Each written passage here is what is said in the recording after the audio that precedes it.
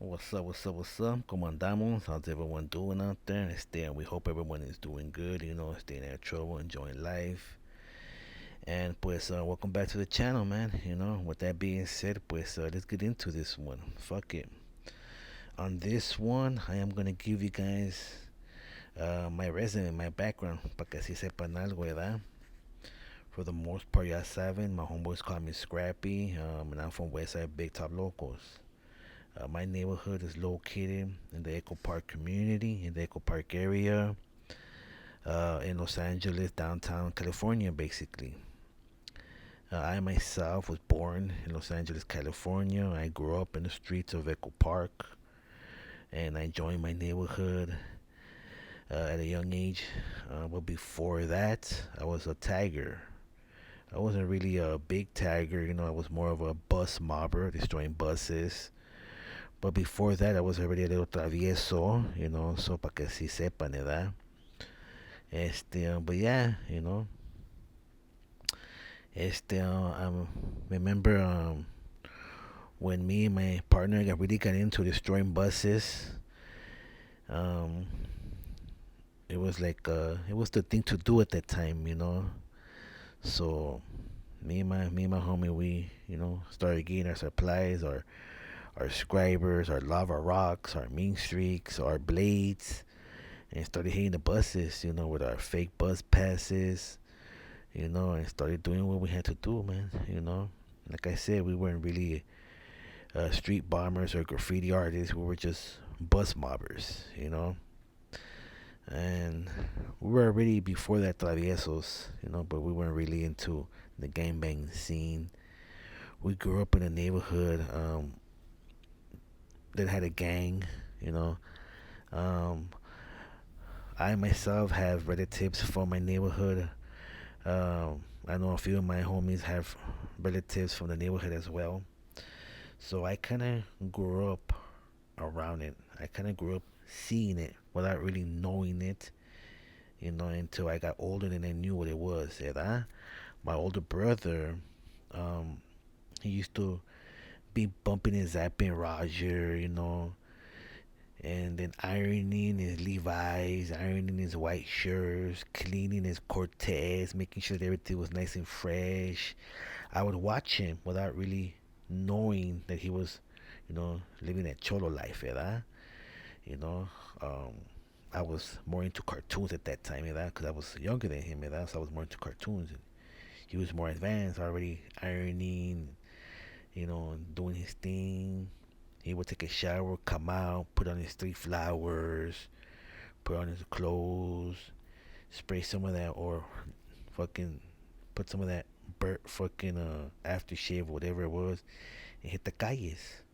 You know, I didn't really knew that he was out there, mac thinning down holes and being a little cholito with his homies and all that shit, and living that life at that time. I just knew that he was, telling me don't touch my don't touch my pants, 'cause I just iron them and shit like that, and telling me, hey, your shoes have to be clean, brother. You know, teaching me certain things without really knowing it. And then my older primos, little tigers, también, they were a few years older than me, and I didn't really quite knew that I was observing all that shit, and I started doing my own, So, so I grew up in an area that the neighborhood was there, yeah. Pero it wasn't there was no really pressure, to be honest with you, where I grew up at. My neighborhood never put pressure on nobody. In my neighborhood, it's more like if you want to get in, well, what's up? You're welcome to get in. That's the way it's always been. I don't know about now, but that's the way it's always been before. Este, in my neighborhood, um, on the other side, there's two sides. On the other side, we used to have tracateros. Tracateros were basically illegals standing around selling crack coke. Corner, the open drug corner market, basically. And at that time, my neighborhood was in charge of collecting taxes, extorting them for protection for their rights to sell in our neighborhood. When I was younger, I would go visit my partner my homie on the other side, my crime partner, and we will know what they were. We knew, but we didn't really quite understood until we started being active in the hood ourselves. Then they showed us and they run us down what it was. Our neighborhood was in charge of extorting them. They were paying to us because we were kicking up to someone else. Este, at them times and then times the area where I grew up at, a certain area, that area on the other side of my neighborhood was more closer, not too close, but more closer to McCartan Park. And McCartan Park had a bunch of, it was the open drug market. So they had a bunch of what we call tracateros. And some of them were all the way over here to my neighborhood. Not to not to the side where I grew up at, which was closer to Echo Park. The 101 freeway divides my neighborhood. It, I know it sounds weird, but basically that's the way the geographic map is in our eyes. You know, the 101 freeway splits in between our hood, so there's two sides. On the other side of the 101 freeway is closer to MacArthur Park.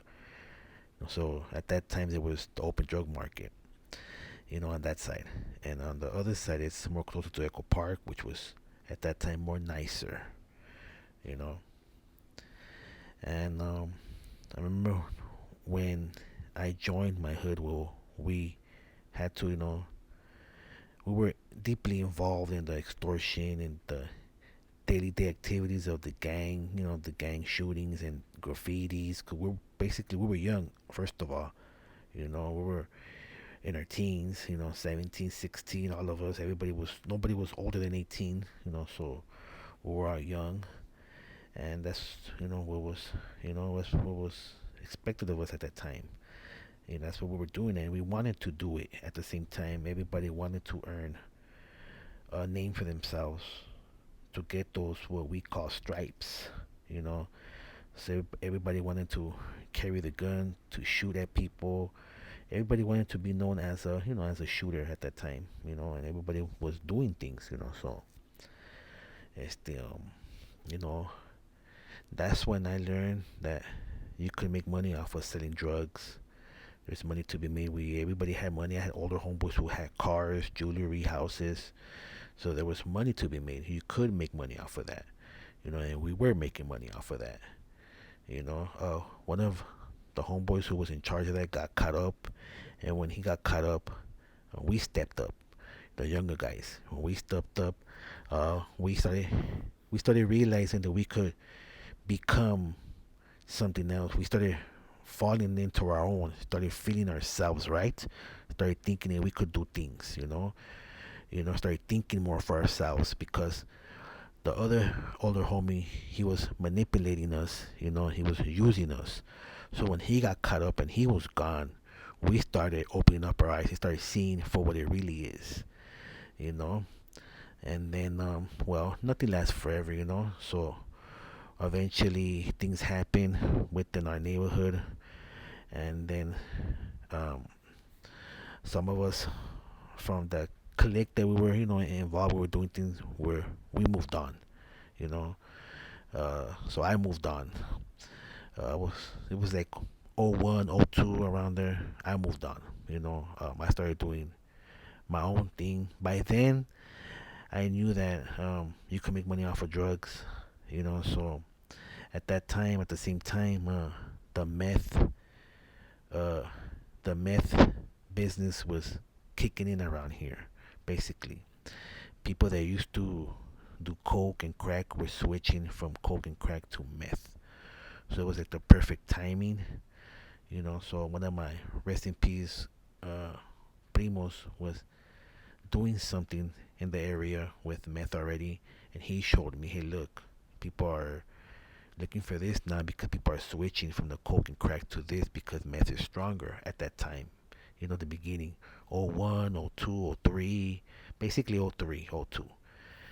So you know, when I started getting involved with the meth sales, it was like the perfect timing because it was changing around here and people were leaving the coke, the crack and switching from that to meth because it was stronger. It was cheaper.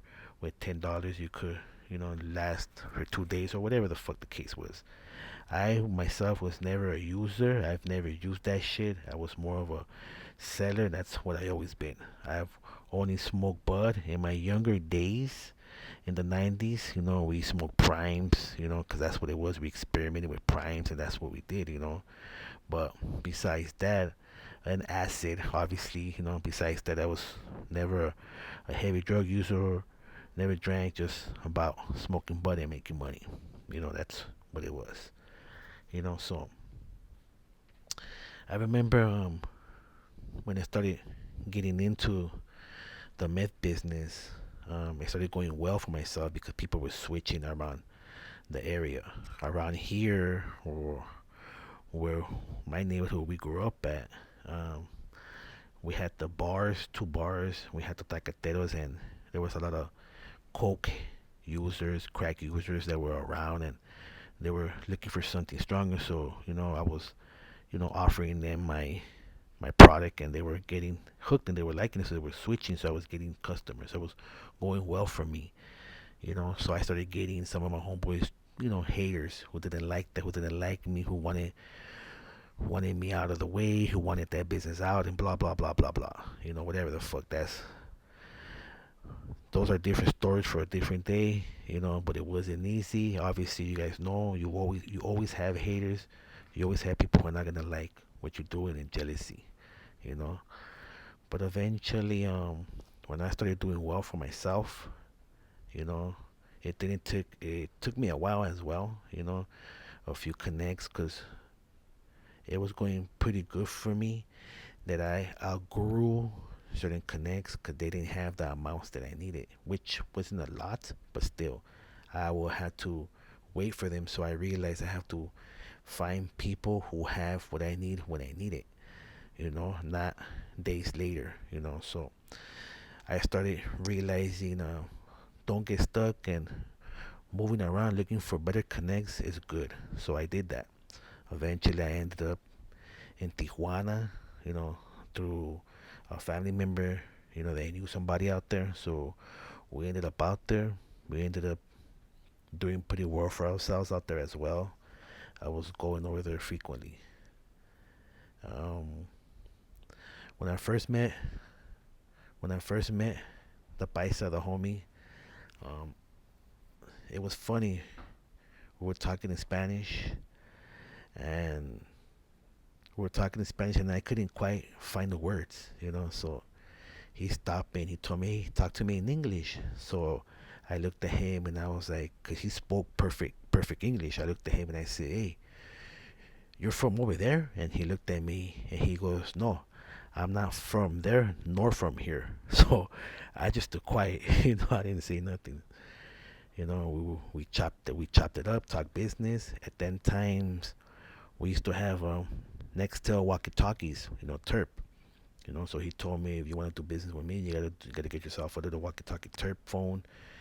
And then we started doing things. Went from San Diego to Ontario to TJ to downtown LA to Linwood. Just bringing in product and moving things around and just making money for everybody that was involved in our little circle.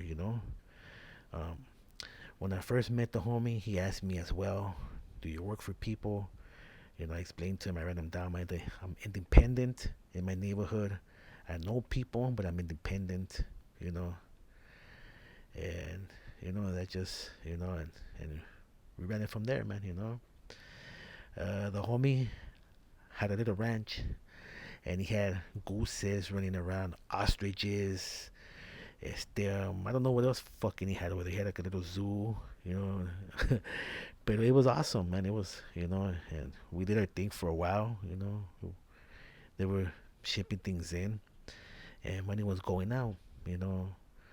And till I was put on, till I was, basically transferred to somebody else so I was moved from getting directly from TJ to getting it from somewhere else, from somebody else in Compton, something like that. It was like Like I was like, what the fuck? I'm being transferred here. same same stuff, same price and product, but it was just, just funny to me, But anyways, man, that's just a little something. But I see you guys get something. I spent over 15 years of my life making moves, doing hustling out there in the streets. When I was younger, gang banging, obviously, in my teens. But hey, it comes to a point where you move past that, so I started making money. I'm grateful and lucky enough that I never got caught up in the game. I got tickets, bullshit, shit like that, but I never once got caught up for sales, for carrying guns. As a matter of fact, I was let go one time with a gun, and they busted us, but they let me go with the gun. And I will tell you guys that another story another time, whatever the fuck is that. But for the most part, I want to say I appreciate all the new subscribers. Much love. We appreciate you guys being down with us, so staying tuned. Um, with that, we got over here ourselves a little weed business, and I'm thinking about maybe sending some of you guys, a little pre-roll. So don't be surprised in case I hit some of my subscribers up with a little, hey, would you like a free pre-roll, on the house, just for the appreciation. And with that being said, much respect, man. Stay safe out there. Appreciate you guys, and enjoy life, man.